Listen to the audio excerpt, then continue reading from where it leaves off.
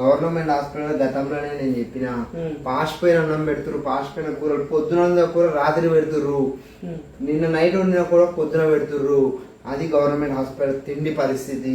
రొట్టెలు ఎట్లున్నాయి sir government hospital? Just ఒక రొట్టెలు శాంపుల్ తీసుకుంటే ఆ రొట్టెలు పొద్దుటి అన్న రాత్రి ఇచ్చిరన్న రొట్టెలు మొత్తం ఏడు కాడికి ఎండిపోయి కూరనే కనీసం కూరలు కలుపుకొని తినాలి. రొట్టెలు ఎండిపోయి ఇరిగిపోతున్నాయి వేడి కాడికి. పొద్దుటి రొట్టెలు అవి అప్పుడే తెచ్చిస్తారు వాళ్ళు. పొద్దున్న రొట్టెలు చేస్తారు, సాయంత్రం తెచ్చిస్తారు. పాసిపోయిన పొద్దున కూర సాయంత్రం ఇస్తారు. స్మెల్ ఎంత ఘోరం అన్న. నేను ఏమన్నా ఆ రోజు ఆమె అమ్మ నువ్వు ఒకసారి తిని చూడు మంచిగుందేమో ఒకసారి చూడు అని చెప్పిన. ఆమె తింటలేదు. కొంచెం వస్తుంది అయ్యా ఇప్పుడే వండేవాడిని, ఇప్పుడే వండితే కొంచెం ఎట్లా వస్తానా నేను సప్పుడు లేదు. గది గవర్నమెంట్ హాస్పిటల్ తిండి పరిస్థితి. ఏదో పుణ్యాన్ని పెడుతున్నట్టే ఉంది.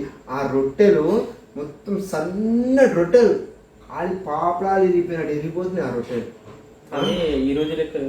ఈ రోజు కావాలి అవి పొద్దుటి రొట్టెలు, అవి పొద్దుటియో నిన్నటియో రొట్టెలు అవి తీసుకొచ్చి పెడుతురు.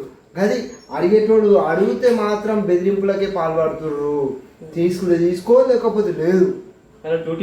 డబ్బులు ఎక్కడో ఏం లేదు. కాంట్రాక్టర్లు ఎట్లుంది సార్, ఆయన ఏదో ఉంటాడు. ఏమంటారు రాత్రిపూట మిగిలిపోయిన కూరగాయలు అవి ఉంటాయిగా, ఆ కూరగాయలు తీసుకొచ్చి మనం మేకలకు బర్రెలకు వేసాంగా, ఆ కూరగాయలు తీసుకొచ్చి దక్కిస్తాడు.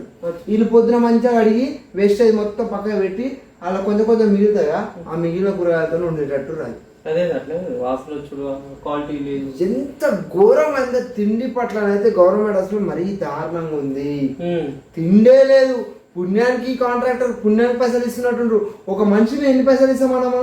ఒక మనిషి మీద పలానా ఇన్ని పైసలు అని, మంచి కూరగాయలకు మంచి తిండికి ఇన్ని పైసలు అని ఇస్తాం. మరి ఈ రోజు ఇట్లాంటి తిండి ఎందుకు పెడతారు?